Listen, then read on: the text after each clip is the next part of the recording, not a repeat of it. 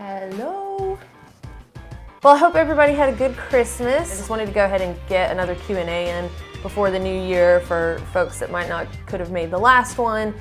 And then I'll do one in, more of the beginning of January that's, a little bit more advance notice, so that folks that might not could have made it this month can go ahead and do it in January. I'm going to try to have 2 a month, so I feel like that's a good number. Daniel says, when are you hitting Everest? Honestly, I mean, obviously, like, it would be so cool to summit Everest, right? But I would like to visit base camp. I would like to go visit the area. I'd like to go see Nepal. I don't know if y'all remember Mountain Goat, but he's actually out there working right now. So I think that that's really cool. And I see him post pictures and stuff, and I'm like, man, I'm so jealous. But I think that my mom will have a heart attack if I even talk about going there at all. But she's a trooper. She'll get over it. But I would really like to go see Everest. I just think that it would be really cool. So that is definitely something on my radar for sure. Jay says, do you want to know how many GB or maybe TB of media you got from the CDT? Oh, do you know? It's a very good question. And I like that you were like, or terabytes. I cannot remember for sure, but I know that Aaron knows, and I know that some of it's backed up on Dropbox. He has not given me all of the footage yet, but I got a 4 terabyte hard drive to put stuff on, and I think he felt comfortable that that would be enough space. Hey Dixie, do you use a gimbal? Yes. On this hike, Aaron carried the gimbal like 99.999% of the time. We kept saying that we were going to swap. I was going to let him carry the drone and use it some, and I was going to carry the gimbal and use it some, and we just kind of got like used to our thing, and so we never really swapped a whole lot. Sometimes when he had it out, I would be like, oh, let me try this, with the gimbal. But when I go with my mom this summer out to the PCT, I'd like to carry one because I saw how useful it really is, and just the different things that you can do with it. So yes, he did. And actually, he ended up with a crane too. I don't know, like for his bigger camera, he had this big old crane. He had so much weight. I don't even think, he never weighed his pack because he said he didn't want to know, but he had the laptop, the gimbal, the crane. He had a lot of different things. So did you remember the climb out of Hauser Canyon to be difficult? Is it more heat rather than the grade if it's difficult? Okay, so I would start it. I wouldn't want to be on that climb at noon necessarily. I don't really want to be on any climb in the desert at noon, right? But it happens sometimes. So I would say that, I did it early in the morning and I had on my mind get to Mount Laguna to get there in time for breakfast burritos. So, so I was kind of pushing to get there. So I started pretty early, and so it wasn't that bad.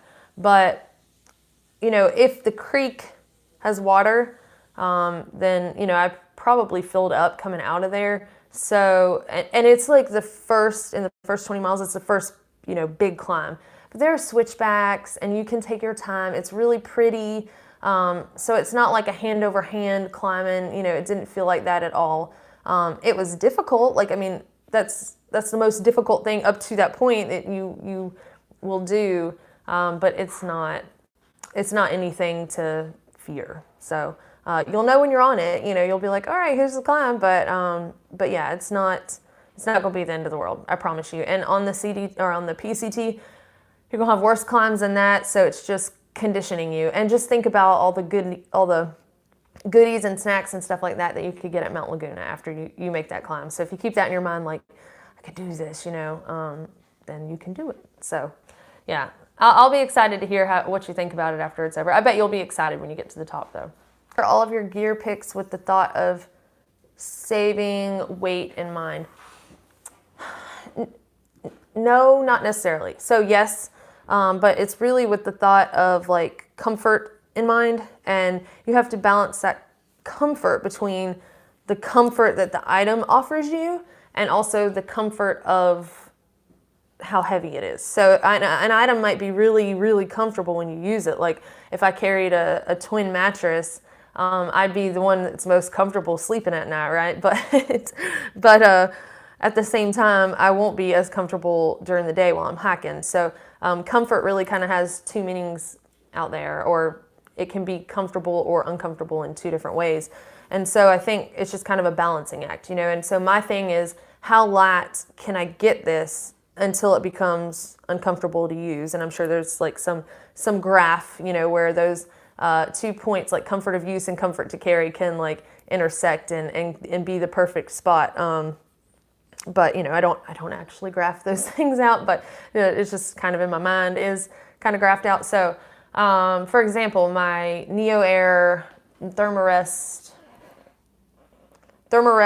Neo Air Extra Light, there we go. I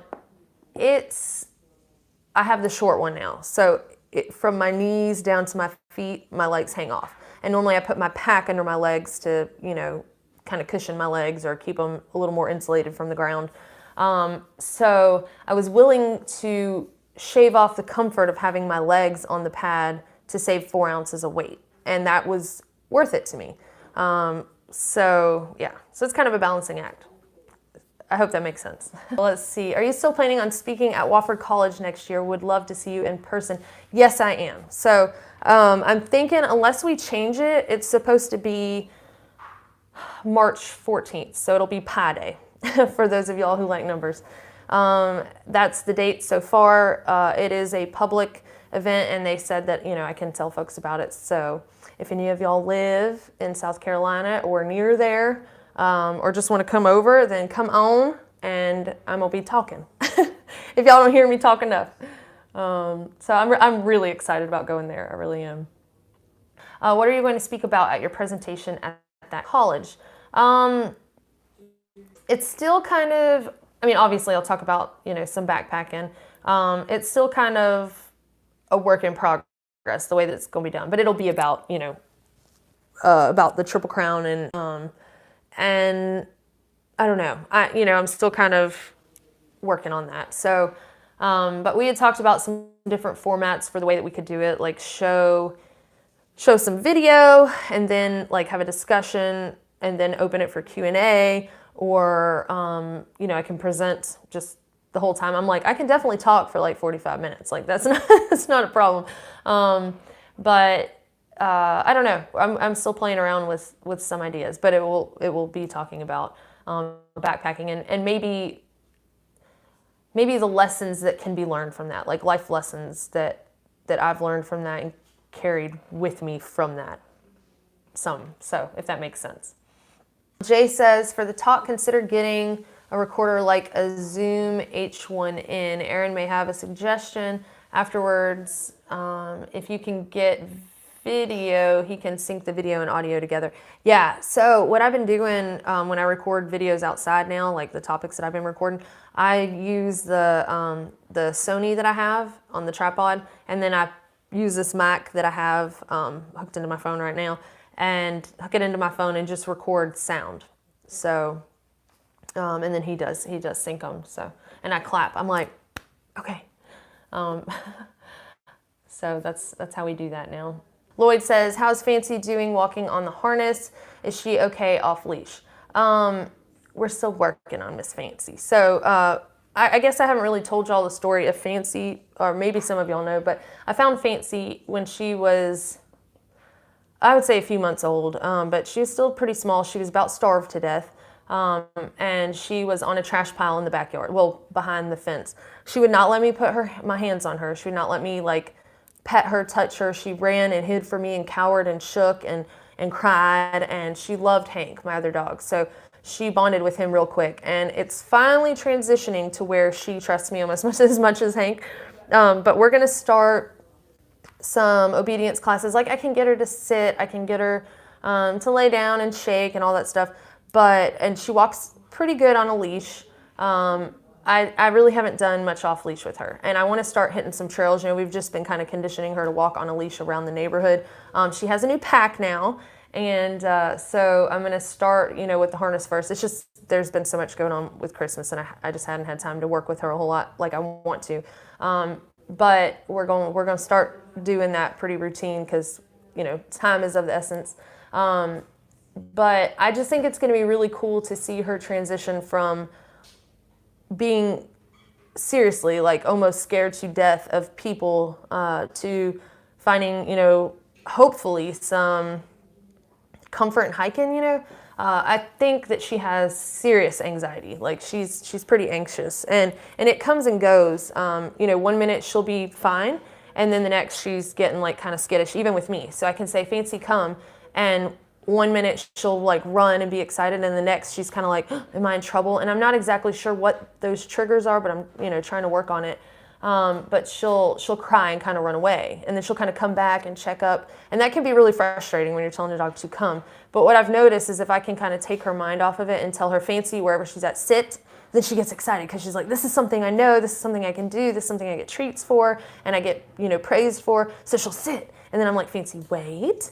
And then I'm like, Fancy, come. And then she'll come. Like, even if she was just being skittish. So it's almost like if I can reset that mindset from fear to something she feels comfortable with, that she'll take that next step of come. So she's getting better at, coming when told. So pretty excited about that. But, and I'm by no means a dog trainer, but we're going to work with one. So we're going to get her what she needs.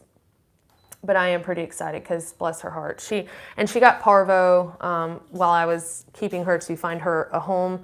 And then once she got parvo and made it through that, I was like, well, you're just going to be mine now because you're too expensive to give away now. So first meal back at home after a thru hike. Do you think, man, these pots and pans are huge?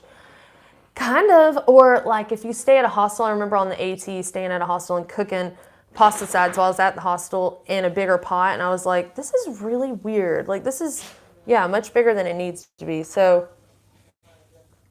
I don't know. I think that hit me more than coming home, because at home I'm used to the way things are, right?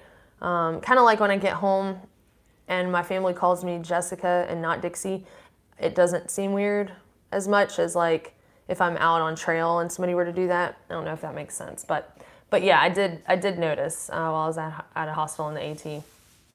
David says, I'm starting my AT thru hike on March 28th.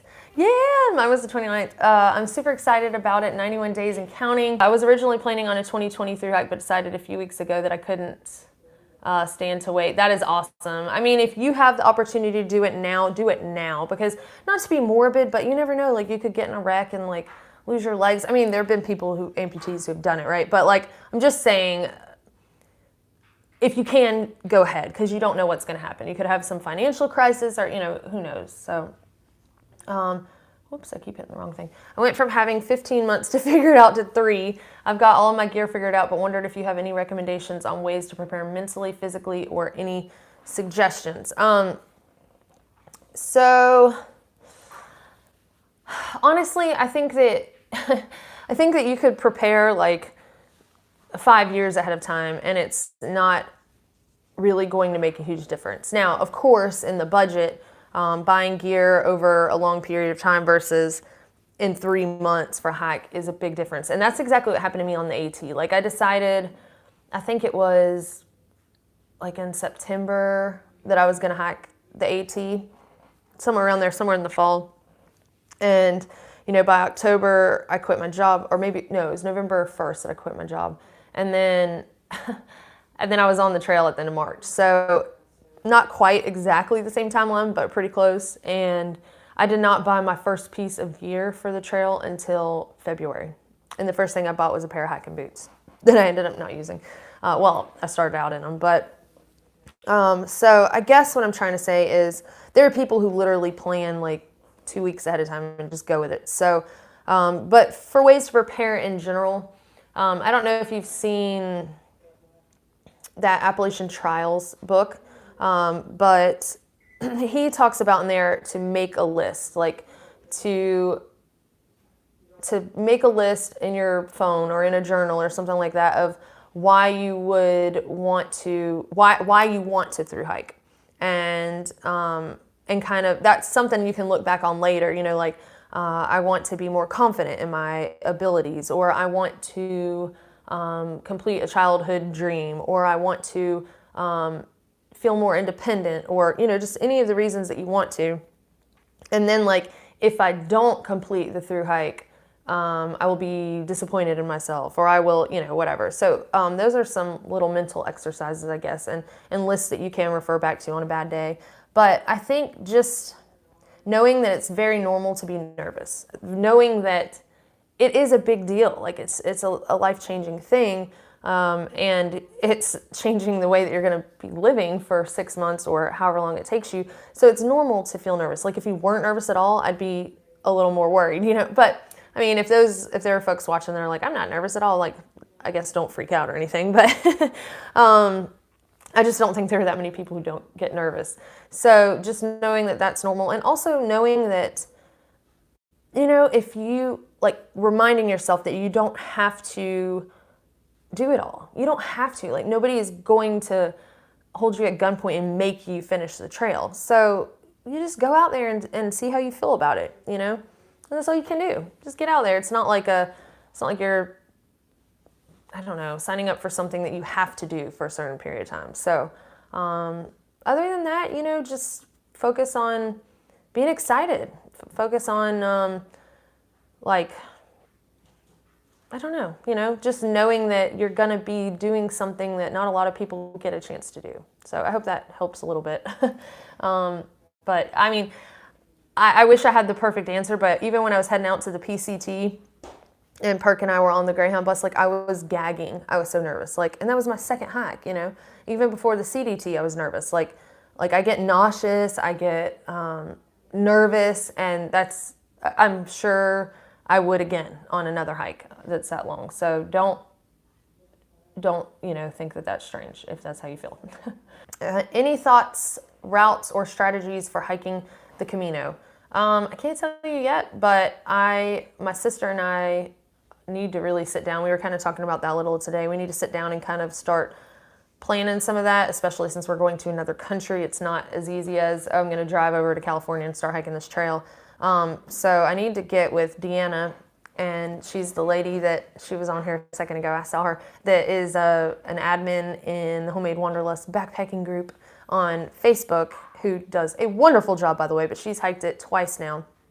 And then Steve Adams, who has the podcasts, well, he's got a few of them now, but the Hiking Radio Network that I did some interviews with this summer while I was on the CDT, he has also done it now. So I need to talk to both of them and find out kind of what we should start preparing for. But we'll be going in the fall, so my mom and I are going to be out on the PCT in June, maybe the end of May, June and July, most of those months. And then I'll come back, maybe be here for a month or so. I don't know exactly yet. And then Montana and I will go. So I'll be able to tell you a lot more about it after that. But otherwise, I would say if you're planning for it specifically, if you get on that group on Facebook that I was talking about, Deanna's in there. I'm sure she's happy to answer questions about hiking the Camino. And other people have a lot of experience in there. So, like, a lot. There are like 20,000, well, more than that, like 25,000 people or so that can, not all of them obviously can answer those questions, but a lot of them can answer questions about a lot of different things. So, let's see. Janet says, do you ever consider a fitness watch? No hikers who do. If yes, which ones did they use? I normally just use a cheap Timex Expedition watch from like Target because it has all the functions that I need. Now, a friend of mine let me use his, it looked like it was connected to my iPhone. See, I don't even know what I'm doing with this thing, but he let me use his like first generation Apple Watch. So if y'all see this, like, I hadn't gone too high tech. It's just, it's just somebody was like, hey, I have this extra thing. Do you want to use it? And I was like, yes, I would like to see how this works. But I'm sure that the new ones are like way cooler. Honestly, I'd be tempted to use something like this on a thru hike, because it has a remote thing for the camera. So I could, like, instead of setting the camera up to take a picture of like sitting on the edge of a cliff or something, I could, because normally I have to set up the tripod, hit the timer, and then like run, So this way I could just do it from the phone or from the watch to the phone. So that'd be kind of cool. But yeah, I mean, it might be some extra batteries to carry, but I don't know anyone that has used something like that. So nobody that I was around really did. What are your thoughts, or have you just taken compass, point, and go with no end point in mind? No, I haven't really done that. Honestly, I've only been on 3 backpacking trips in my life, and those are the AT, PCT, and CDT. So, and with those, I have gut hook, you know. I know I have been on day hikes and stuff, but they were pretty well marked. So, if you mean like just some wandering off in the woods with a compass and stuff, I mean, I've been like out on hunting land and stuff, you know, where there might not be set trails, but not, you know, not a whole lot of just. But I think it would be so cool, like some of the stuff that Andrew Skirka has done and some of these like create your own journeys. So I guess Perk and I kind of did something like that when we were going, or Aaron and I, when we were going around a fire closure, and we basically followed this creek down to where it connected to a dirt road. I don't know if y'all remember that. Pretty sure that will be in the movie. But yeah, we had to do that. So that was kind of similar. We didn't have a compass. We were looking at gut hook, but it was kind of like that. Like there was no path, and we didn't know how it was going to go. But sometimes the CDT is that way. So yeah, kind of compass, but not really compass because it was gut hook. So Ed says, will there be footage we haven't seen yet in the movie? I don't really think so. I mean, potentially. I haven't asked Aaron that question, but I feel like most of the stuff that he would want in the movie most of those clips were probably in the episodes, but there could possibly be something. But there was nothing that we kept like secret or hidden, you know, for that, which maybe would have been a good idea. I don't know. Can you imagine like me not telling y'all about the mountain lion or something, and then in the movie, like, surprise, there was a mountain lion? I just think that'd be kind of funny. Leah says, you use the breakaway bead feature of your neck knife. I'm trying to decide if I want to use them to save from choking hazard, but risk of pulling it off instead of the sheath in an emergency. Okay, so I do use it because, I mean, it's made to handle the snatching of the knife out of the sheath, but I don't. When I take it on and off, I do not. I do not pull the bead apart. So I pull it off of my head and put it back on because I don't want to wear out that bead for that very reason. But I mean, I've used one for, you know, a whole thru-hike, and it hasn't even begun for the beads to snap when I pull it out of the sheath. So I really don't think that that's something you have to worry about. And if y'all are wondering what she's talking about the MT knives, the Genesis that has the sheath, the neck knife.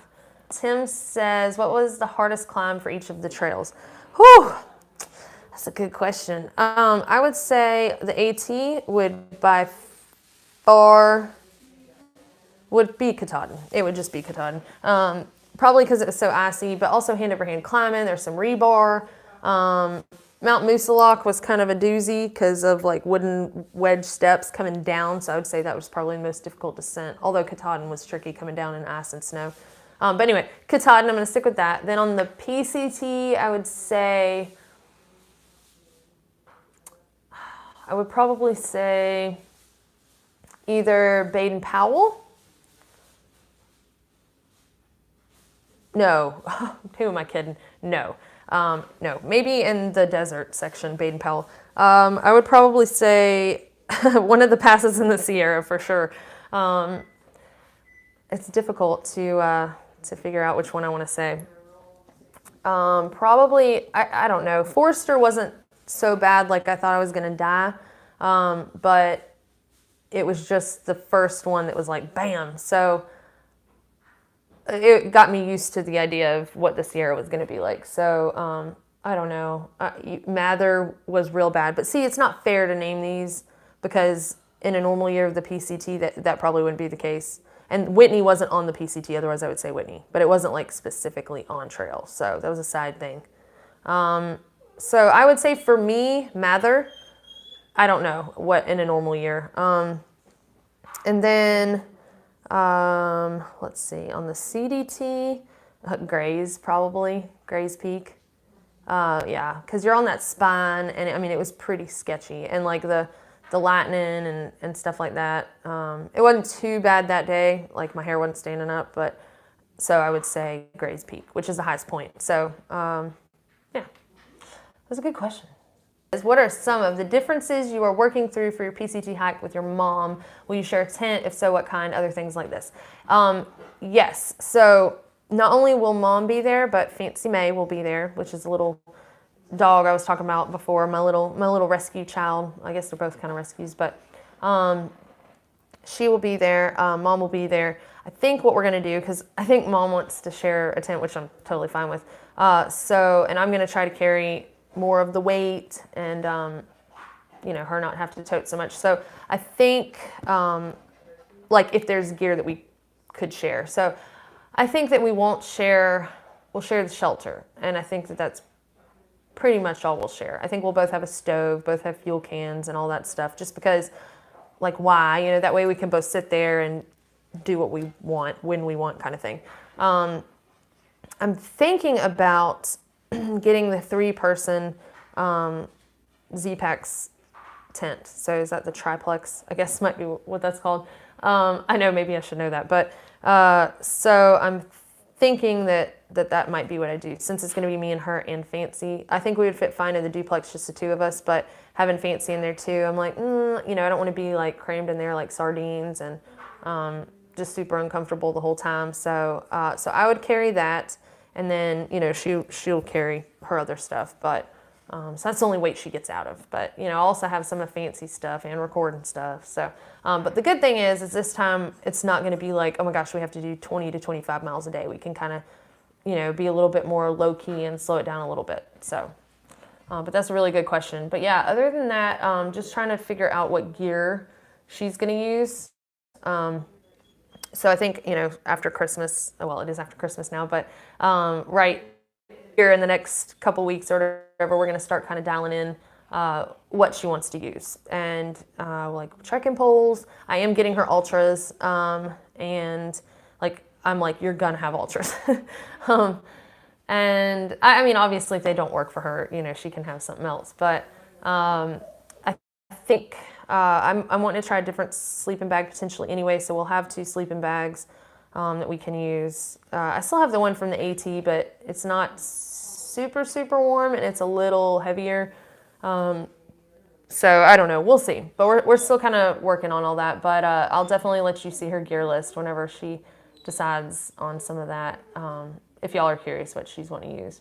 Do you do any local day and a half or short backpacking trips in your area over the winter? 'Tis a season in your part of the world, training for the trail too. Yes.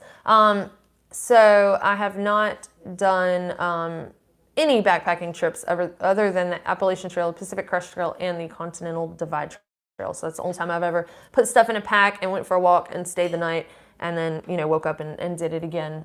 So I have been on some day hikes around here, especially ones around the lake. But as we get closer, we will do some trial run stuff, because I want mom to kind of know what she's getting into, and I certainly want Fancy to not be like a complete stranger to the tent and us just have a disaster the first night. So even if we have to practice sleeping in the tent in the backyard, but we're gonna work on that. So, and I will document some of that preparation while we're doing it. So, but yeah, I want to start taking her first on the day hikes, and then because like I said, we've just been walking on a street, just on the road with the leash. It's kind of like one thing at a time. I want her to get used to one thing. Like, she's used to the neighborhood, she's used to what this area looks like and the area that I live, and then go, okay, now we're going to go be in the woods, and then now you're going to carry a little weight on you, and now we're going to sleep in a tent, and so but yes, for her, both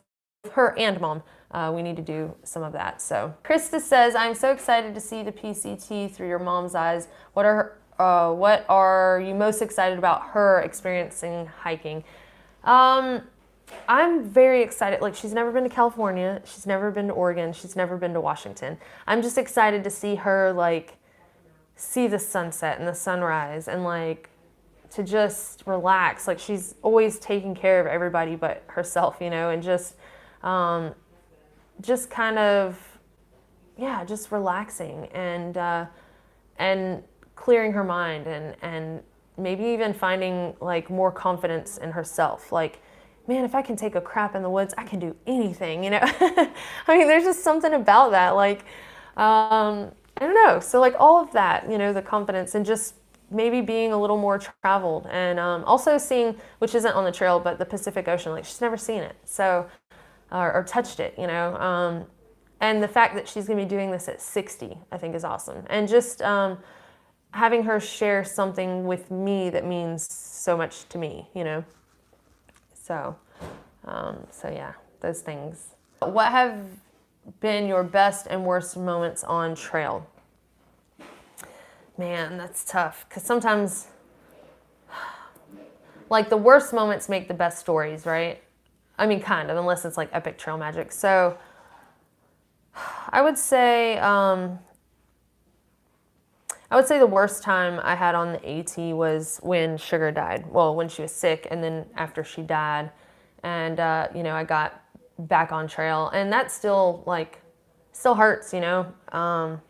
I don't know. Maybe I know a lot of people don't get connected to their dogs or their animals like other people do, but mine are like children to me. And I didn't read the study, but I saw somewhere, you know, you can always believe like headlines on articles on Facebook, right? But that people react to or still have this similar grief to losing a family member when they lose a pet. But again, I think that that's probably different for people. But the best time on the AT, I would say summiting Katahdin. Like maybe that seems like the obvious one, but on the PCT, I think the worst moments were when I was in a river and I thought I was going to be washed away. It was not the one that I swam, but it was one that I was by myself, and I recorded myself in my tent after I tried to cross it. It was right before I met like Butters and Dibs and Rooster and Mark and Dan, and you know, so that was one of those instances where like the worst moment, like 30 minutes later, became one of the best moments because I met them. And then on the CDT, I would say the best moments, I don't know, the CDT was so different. Like it was like not as many, there weren't as many like highs and lows for me on that trail as the AT and the PCT, but that's kind of nice, you know. It just wasn't, I mean, there were things that happened, like when I was having a hike with a wisdom tooth that was like hurting, well, a lack of after I got it removed, but so there was, I don't know, but I would say one of the best moments was probably seeing that mountain lion, even though it's scary. And then the worst would be probably when we were waist deep in snow at the end, you know. But again, it turns out to be a good story. So, yeah, I hope that answered your questions. All right. David says, still planning on setting the FKT for the Pinhotti? Maybe. Not right now. You know, it's not on my radar right this moment. I'd kind of like to do it. And it'd be cheating, but not really cheating, because you train for 6 months, right, on a thru hike, and then you go to the Pinhotti and hike it. And I don't think there has been really anybody. I think somebody set the FKT supported, but maybe not unsupported yet. I can't remember. It's one or the other. But anyway, yeah, I don't know. So yes, that is still on my radar, just not right now. It took me longer to come back from Montana than I had hoped. So, what is your process to find a hotel or compare prices when you get to a trail town? Is there any certain website or app that you prefer? Okay, so for that, I use GutHook. GutHook will usually tell me the names of motels and stuff like that. But if you look in the app, in the comments in GutHook, even for just like the town, not a specific motel, people will usually leave comments like, this is the best place to stay in town, or this is the cheapest, or if you're looking for a hot tub, you want to stay here, you know. And like you can always leave comments too, because it'll be helpful for folks coming behind you. But people might put the rates in there. But when I get to town, like if there's not, you know, if there's several options, I'll call around. But normally you get an idea of how much places are going to be. And like I said, in the comments and GutHooks, folks will usually tell you like this is the cheapest place to stay. So, so I hope that helps. But same thing with food. All that stuff. Tim says, what are your thoughts on the newly completed long distance trail in Chile? I really haven't looked into it a whole lot. I've had several people share it with me. you know, my family, actually, my brothers were talking about it the other day, and I'm like, I already heard about that, y'all. Like, that's so 2 months ago or whatever. But it sounds like it would be pretty cool. Again, I haven't like really delved into it because right now on my mind is a PCT next summer, and then the Camino with my sister. And then I still want to do the TA in New Zealand. So those are kind of also either the Pinhotti Trail, the Florida Trail. So some of those are more on my radar, but the one in Chile could definitely be something that I'm interested in. So, but I kind of like one thing at a time, you know, and don't spend too much effort researching because things change so much. Leah says, on your hikes, do you ever try to take days completely off from filming? You know, I don't know that there's a day that I've ever not recorded anything, and I don't do it. I don't do it on purpose. Like, it's not like tomorrow, it's not like I'm going to sleep tonight and I'm like, okay, tomorrow I am not recording anything. It's not so much like that as there are days where I just don't. Like, it just doesn't feel like a priority, or I'm just like enjoying myself and I don't really want to think about it. But the thing is, it never really feels like work. Like, I don't ever feel like, oh, well, I guess I'll record this. It's always very exciting to me. So like when Aaron and I went and saw Old Faithful, we were really excited to figure out the best way to capture that. And it was cool that we got to do that together. So he had his camera in the crowd, I had my camera in the crowd, and then we set up my phone in a tree branch, back to watch the crowd like time lapse, you know, in and then time lapse out. So just trying to get like kind of all angles.